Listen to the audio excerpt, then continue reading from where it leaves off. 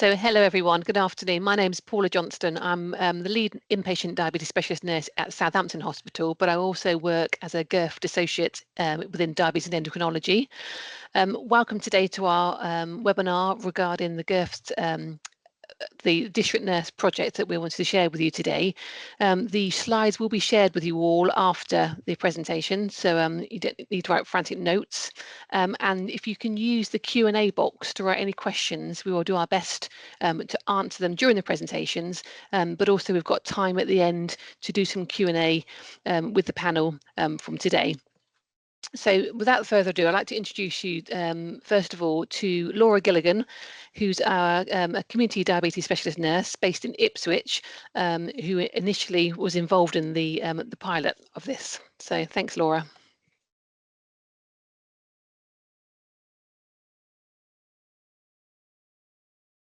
Thank you, Paula. So as introduced, my name's Laura. I'm here to introduce to you how we as an area began to feel impacted by this growing and potentially unsustainable demand that we're all facing in regards to community nursing and diabetes, and just to run through some of the initial steps that we as an area had taken. So to review the extent of the problem, the rapidly increasing global prevalence of diabetes now affects over 1 in 4 individuals aged over 65 years. Together with the advances in treatment of type 1 and type 2 diabetes, it's all contributed to improved survival rates, which is wonderful, but they further amplify the number of patients that require support in managing the condition. So in line with this, and highlighted to us in the second year of the COVID pandemic, the community nursing teams across East Suffolk were really experiencing a rise in patients dependent on insulin requiring nursing visits. So in addition to this, the number of SOS calls coming from community nurses into the diabetes nursing teams were sharply rising. So we were becoming more and more aware of this potentially unsustainable demand. So to a certain extent of this increasing need, the community nursing teams took a deep dive into their data and demographics and trends surrounding all the patients that were receiving their support. There was a variety of reasons, including dementia, learning difficulties, limited dexterity, mental health related conditions necessitating that community visit. By far the predominant reason was dementia and memory loss, cognitive decline of some degree, followed by reduced physical activity and self-neglect, all of which are on the rise. This deep dive highlighted that most of these individuals also had other comorbidities attached and increasing frailty, but they were also often a housebound group that were falling through the gaps between primary and secondary care with regards to having their medication, weight, diet, renal, frailty reviews complete. So, for example, somebody who started insulin as an inpatient, were these patients being reviewed as to whether they still required that, or historic prescriptions that they've got being used that have never really been reviewed in regards to perhaps a new and changing frailty level. So to try and reduce this burden, a service improvement programme approved as then a quality improvement initiative at the Ipswich Hospital was initiated. The fact that we made it a quality improvement initiative was a real benefit to me in particular, because it really made you focus down on the specific aims and how you were going to achieve it.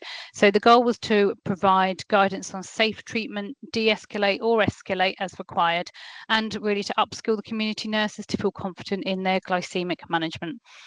We hope to offer more structure to the support that was clearly being required, and if possible, our aim was to reduce the number of visits the district nurses were doing.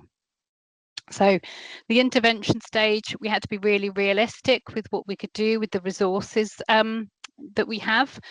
So we started off having face-to-face meeting with the community leads and interested community nursing teams as to how we were going to go about managing this cohort.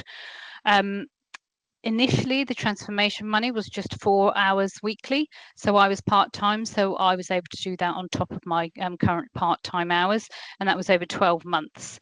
So on that, we were able to offer each of our neighbourhood areas. So we had 8 neighbourhood areas teams, a monthly virtual clinic via Teams.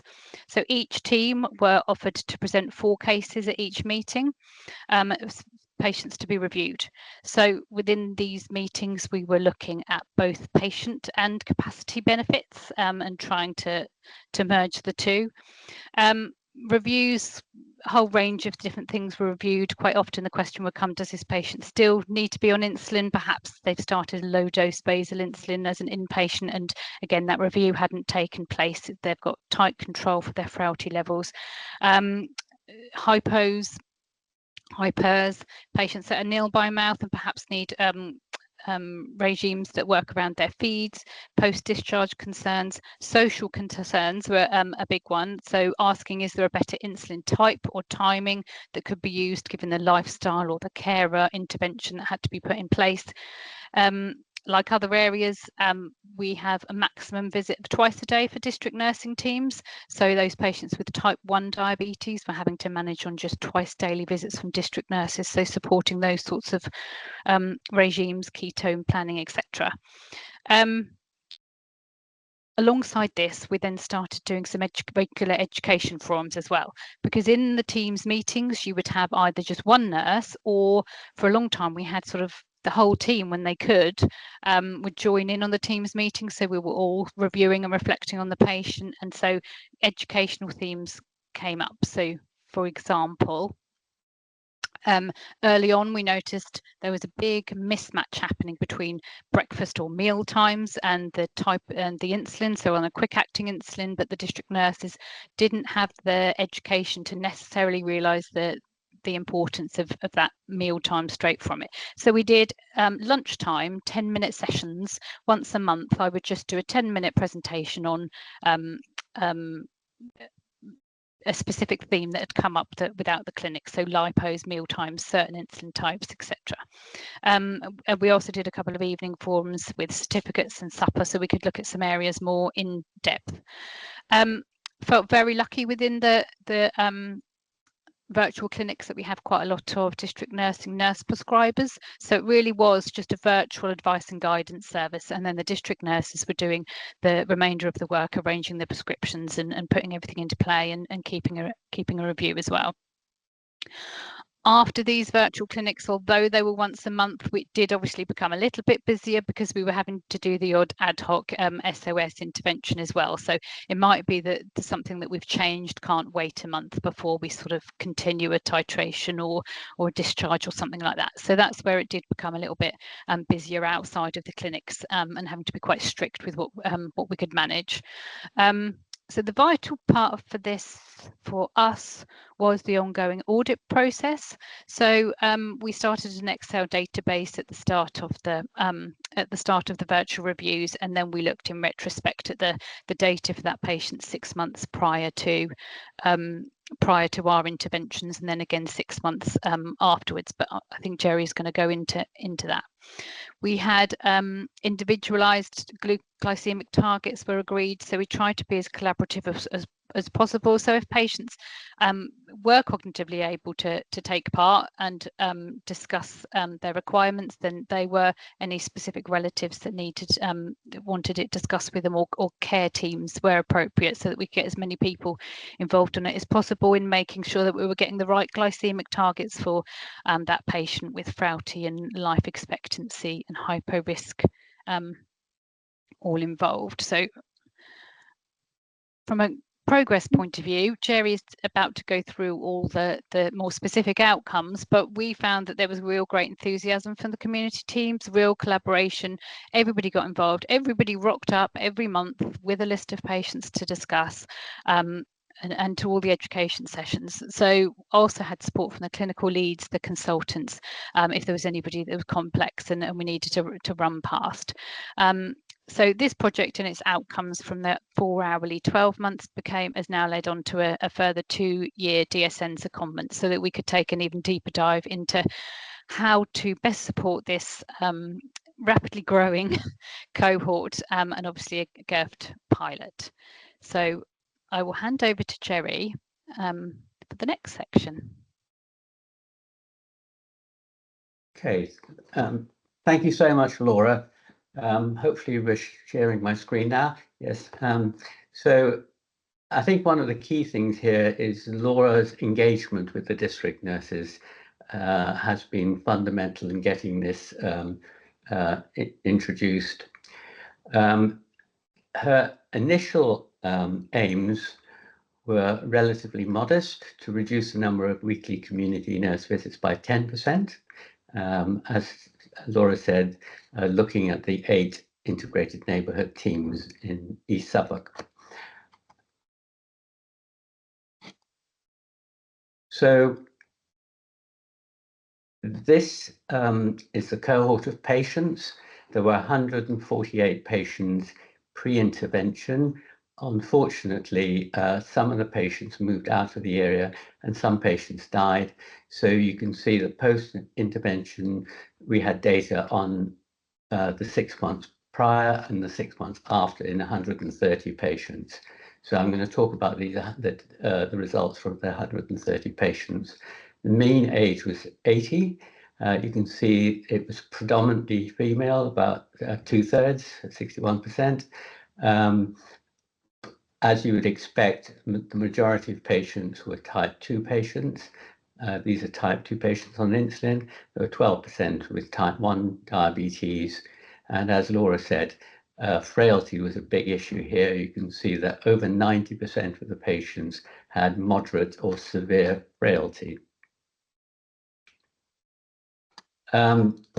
Reviewing the patients, this is how it kind of broke down. There were patients, 28% had very erratic control. So the aim was to try and reduce highs and lows. There were many patients who had frequent low blood sugars. That was 36%. And in those patients, we clearly didn't want to avoid the lows. And then there were some patients who were frequently running high. That was 36%.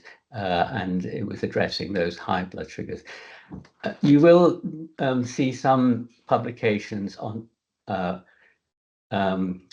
de-escalating diabetes treatment. What's unique about this is not just de-escalating, but it's optimizing diabetes treatment. So we were targeting those who had a low HbA1c, frequent hypoglycemia, and also those with a HbA1c of above 10%, with frequent hyperglycemia, but many of these also had erratic control with low blood sugars.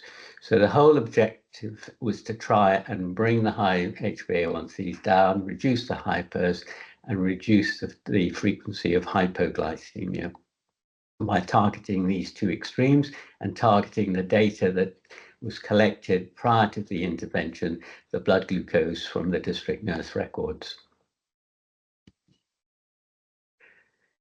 So this is the result. You can see that insulin was stopped in 13% of patients, reduced in 38% of patients. So in effect, over 50% of the patients had de-escalation or stopping their insulin. In 37%, they needed an increase in insulin because they were poorly controlled, and in 10%, there was no real change in the insulin dose. So here are the glycemic outcomes. So this is HbA1c. You can see that we had some missing data in terms of HbA1c. So pre-intervention, 129 patients, post 124 patients. The median HbA1c was 8.7 in the pre-intervention and 8.3 post-intervention. That is not statistically different, which is absolutely fine, because what we have done is brought the top ones down, brought the bottom HbA1cs up. As you can see in the post-intervention, you can see the interquartile ranges are smaller.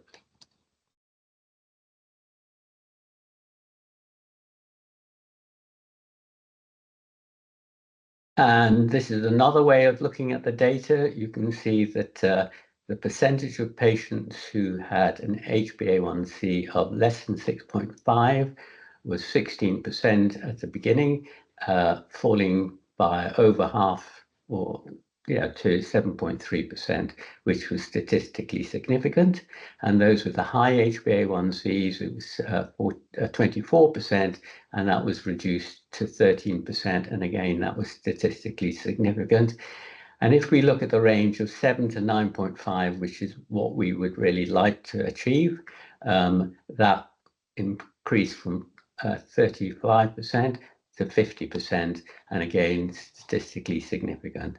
So our objective to produce safer glucose control, as reflected by HbA1c, was achieved. And then if we actually look at the capillary blood glucose themselves, you can see that the number and the percentage of cases with capillary glucose above 20, there were 53, which is 41% of the patients. Post-intervention, it was down to 18% had high blood sugars, one or more high blood sugars. The number of patients with low blood sugars was 16% at the beginning, and that was only one patient in the end had blood sugars of less than 4. And the total number of actual blood glucose measurements in the district nurse records was 151 with high blood sugars in that 53 patients, and that reduced to only 42 in 23 patients. And the number of low blood sugars in the records was 32 at the beginning and only 1 at the end, and all of these capillary glucose results were statistically significant.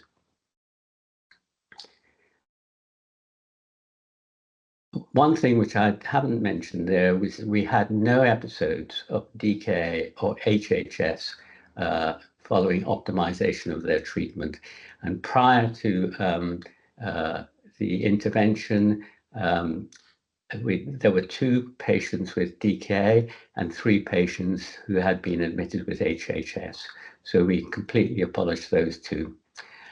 Now, this is the use of acute services. You can see the number presenting to acute services was 77 patients with 162 visits.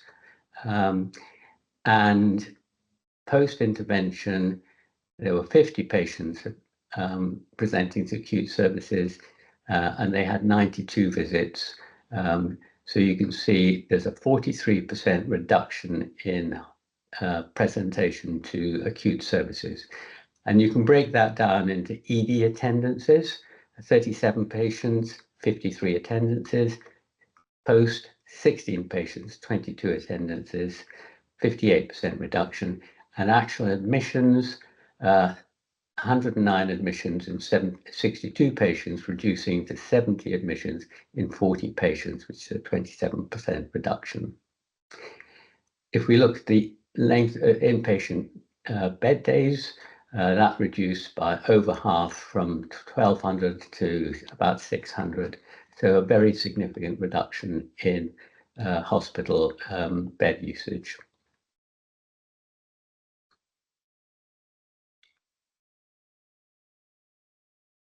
The reasons for admissions are shown here. Hyperglycemia, pre-intervention 12%. There are the 2 DKAs, and I think it's 3 HHS rather than 5. And you can see that reduced to 3.1%, which is a 75% reduction of hyperglycemic events. Hypoglycemic events reduced from 10% of patients to 3.1%, which is a 67% reductions. There was a significant reduction in patients who fell from 30 patients to 17 admissions. Sorry, these admissions for a fall, which is 23 to 13%, a 43% reduction. There was also a reduction in the number of patients presenting with infections from 29% of patients to 9%, which is a 68% reduction. Cardiovascular events didn't change significantly, and miscellaneous such as non-cardiac chest pain, asthma, abdominal pain, and so on. You can see there was not a significant change in that. So our key, despite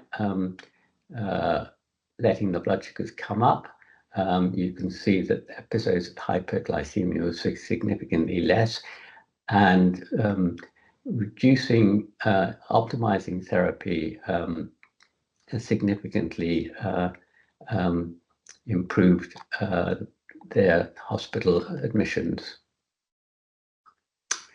So if we then look at the district nurse visits, you can see initially they were obviously all were having district nurse visits. Post-intervention, it reduced in 31 patients to 0. One visit a day, pre-intervention 60 down to 58, so not really a big difference here, but 2 visits a day from 69 to 40, and 3 visits to 0. And if you collect these together, there's a significant reduction in district nurse visits, which you can see here. It was 201 visits initially, down to 138, which is minus 63 visits, percentage reduction of 31.3%. Laura makes a point here that not all the reductions were insulin changes. Some patients became independent, and in some cases, the family stepped forward to support insulin administration. The really important outcomes are cost effectiveness. So Laura mentioned that she was doing this virtually, and one of the reasons for doing it virtually was this was during the COVID epidemic. But that in itself worked very well, and it saved Laura from having to go out to visit the district nurses, which is obviously quite a saving in time. Laura mentioned that she had 4 hours a week, and in fact, I think Laura is actually underestimating the amount of time that she actually devoted to this. She was clearly very passionate. But look at the savings. So district nurse visits down by 63. Each visit is £75. So 2 visits a week is 2 visits a day is £150, which is £1,000 a week, which is £50,000 a year. And when you do the maths on this, the saving is £1.7 million in district nurse visits. In terms of insulin savings, yeah, that was about £1,200, up to £12,000, which is a little bit less than I might have expected, but there we are.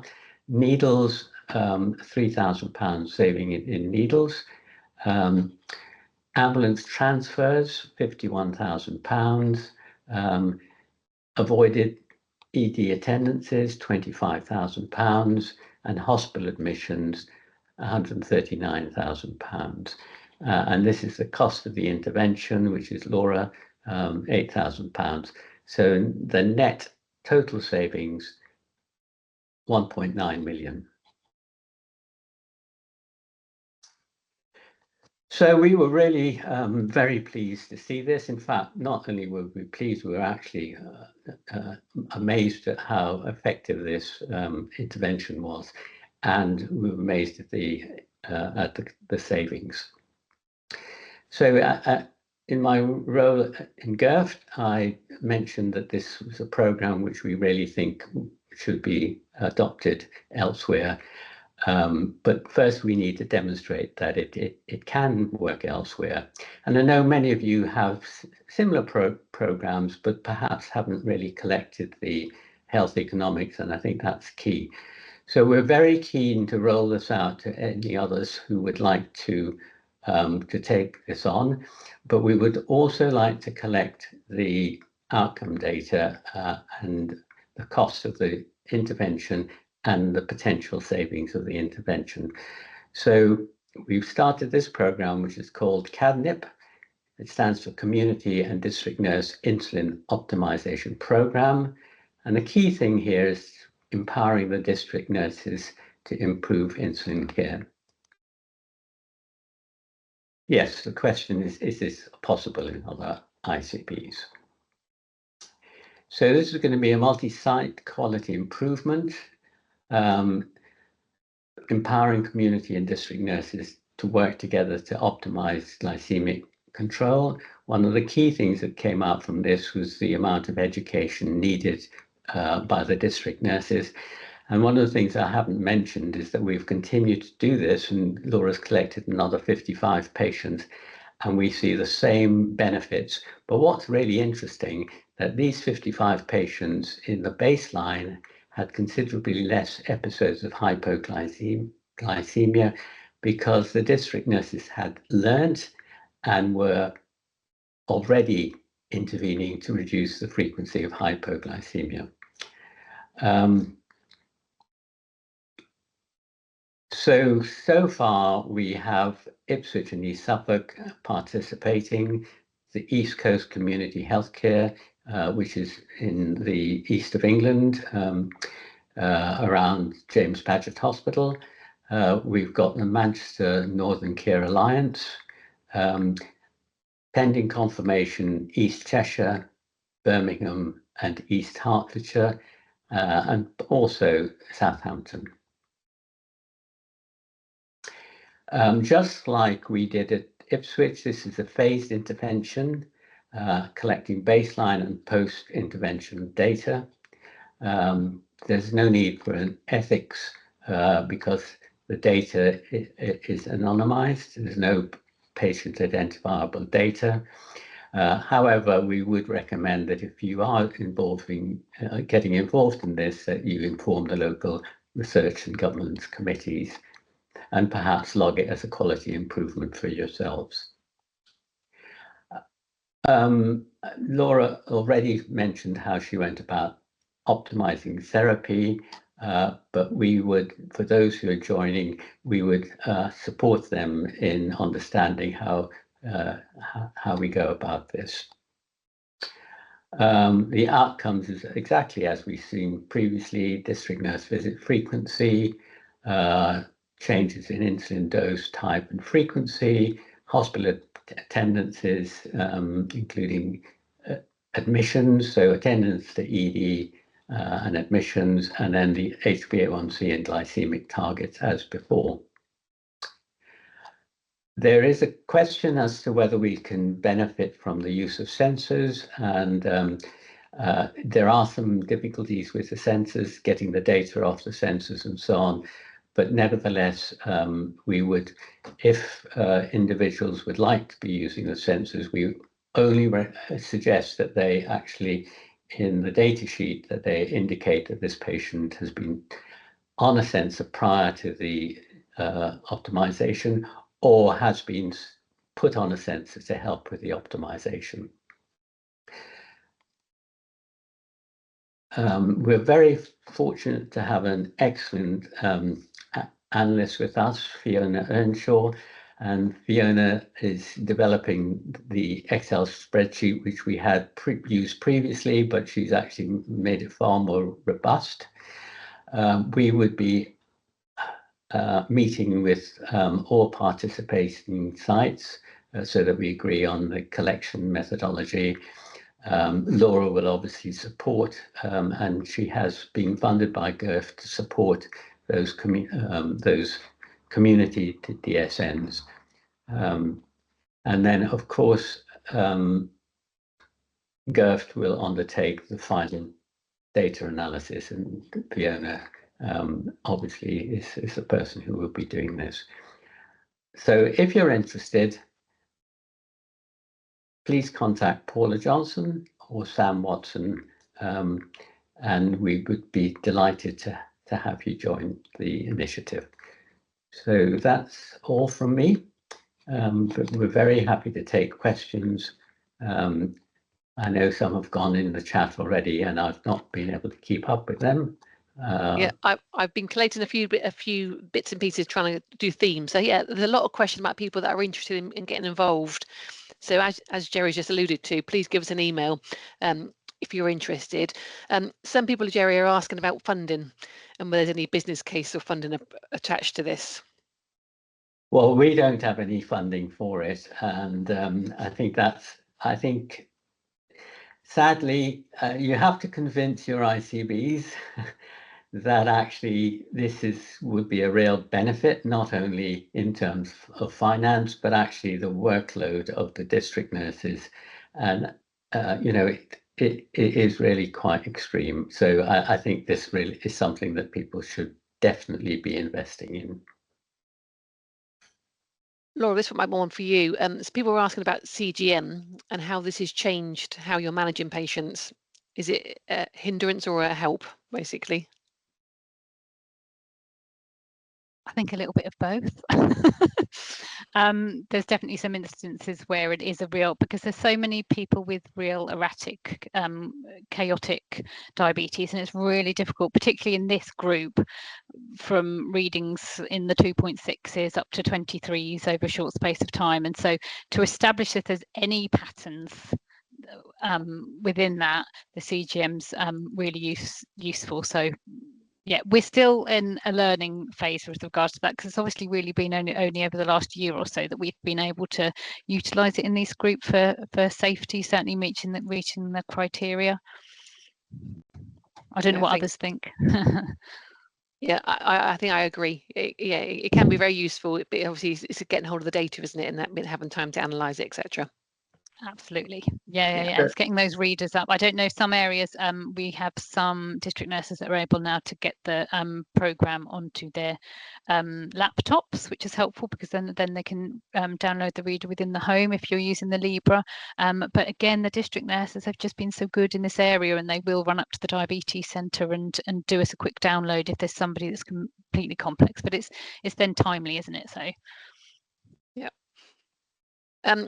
Another question was about communication with GPs and practice nurses, and how you're basically communicating the changes that you're making and engaging them. Again, it's been quite individualized. Some we use system 1 as an area, so it will be tasked to the GP. So I tend to copy and paste my consultation into a task for the GP, so they're being kept up to date with, especially if we're doing like a trial without insulin or something like that. But as I said, we've been lucky in that there's quite a few nurse prescribers in the district nursing teams. So I'm offering more an advice and guidance service, and then it's down to them to pick up from that advice and work with it as they wish, really. Yeah. And just to clarify, correct me if I'm wrong, but in your initial pilot, you only included people that were on insulin. Is that right, for district nurse visits? Because that was one of the questions, that it was just insulin. Yeah. Yeah. Thank you. And I think the communication worked so well with the district nurses because they were all just so keen. They could see how chaotic it was becoming, and the SOS calls to the diabetes centre for support, etc. So they were just as willing as us to want to get something more stable in place. Yeah. And more of a practical question someone's asking is about, obviously, insulin regimens, and what do you tend to use as your go-to for patients with type 1 diabetes that are having BD visits? Is it a standard route sort of regimen, or do you more individualized? No, still very individualized, and it probably should be working to try and make it to take a step back and think about what is going to work. But again, I don't know what other people have found, but I do find it's the patients with type 1 diabetes that are the most difficult to manage from a yo-yo point of view. And because cognitive decline and dementia is the biggest problem, if I'm allowed to say, is people living within their own homes. You don't really know what goes on between visits with regards to what's being eaten and how they're living their lives. You're completely open to, so it's just keeping it as safe as possible. Yeah. No, thank you. It's very individual still. So yeah, Jerry, there's lots of people that are interested. Some people are asking, what, aside of funding, what are the resources required for the project? So obviously, I know that we're trying to collect data, so 6 months prior and 6 months post. So obviously, there will be a spreadsheet provided, won't there? Yeah. So one of the areas you need to contact your business informatics so that you get the data about who's been admitted and what the diagnoses were. So that is support that you're going to need to get from the trust for that. Yeah, no, thank you. Quite an interesting question, actually. Was there any resistance from patients in any of the interventions?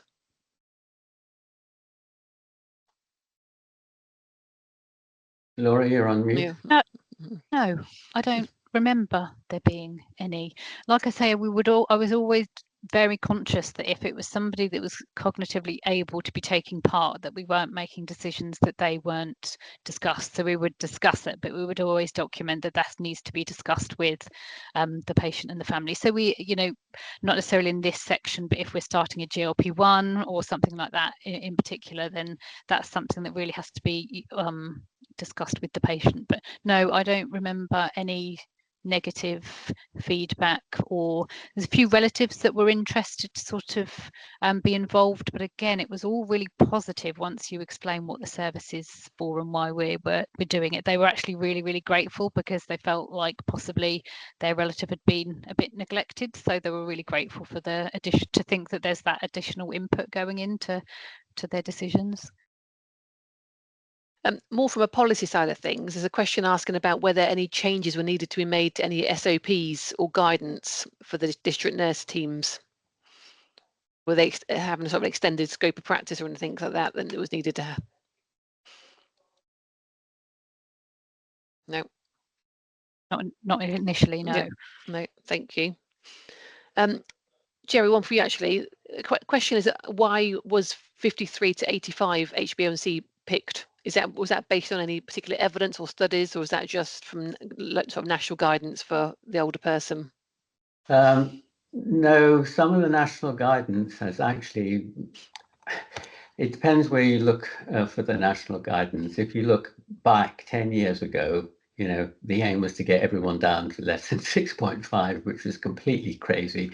And I've often thought that is the most dangerous thing. So this was really very much what we felt would be a safe level. And I think the mean of, I think it was 8.4 or 8.7, I think, or the median, I think, is reasonable. There were a number of patients who remained above 10%, and some patients who we didn't get above 6.5. But these were small numbers. And I think the bottom line is, as I said, we didn't have any DKA or HHS, so I think it's safe, providing the patients are asymptomatic from hyperglycemia. So some patients who maybe we had severe difficulty with because maybe they were end of life or they had multiple comorbidities, we were quite happy to let them run above 9.5%, providing they were asymptomatic from hyperglycemia. Yeah. It's a very pragmatic range. Yeah. An interesting question. People are asking about mental health. So obviously we have some cohort of patients that are physically able to administer their insulin, but for some reason they're unable to, maybe because they might overdose on it, or so did you have any sort of dealings with any mental health services at all?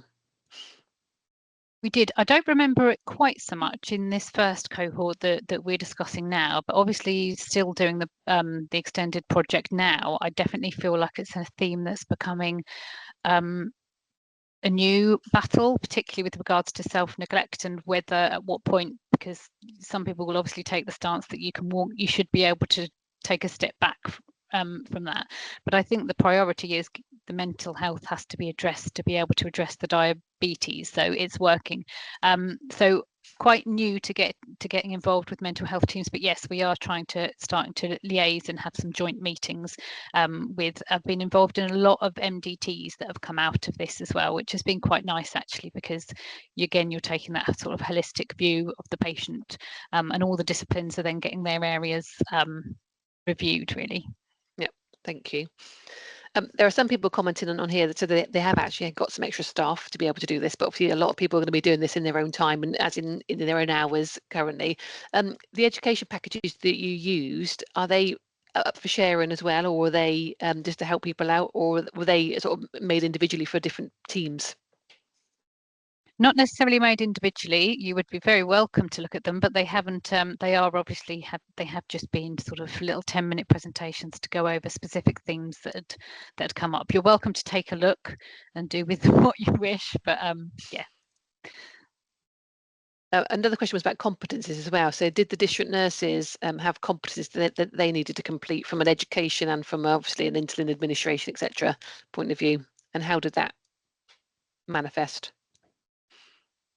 No new competencies added because we weren't necessarily changing any of their protocol, unless I'm missing anything. But an extension to that question. Do you understand, Paula? I mean, I don't think we are working on the SOP at the moment, so we are sort of upgrading it to like all SOPs have to be to modernise. But I don't think how they were working changed in any way to need to increase any competencies. Yep, no, that I can think of. Someone's been asking about obviously the links with secondary care, and obviously Jerry, you work obviously in secondary care with inpatient diabetes. So people were asking about how you link in with the inpatient teams. Obviously, if patients are coming in and out frequently, obviously that reduced, but how again you communicate. So Laura could probably best answer that because that's something that we recognise has not been really dealt with particularly well in the past. So all of the inpatient nurses are aware of the project and liaise with Laura. Laura, do you want to answer that?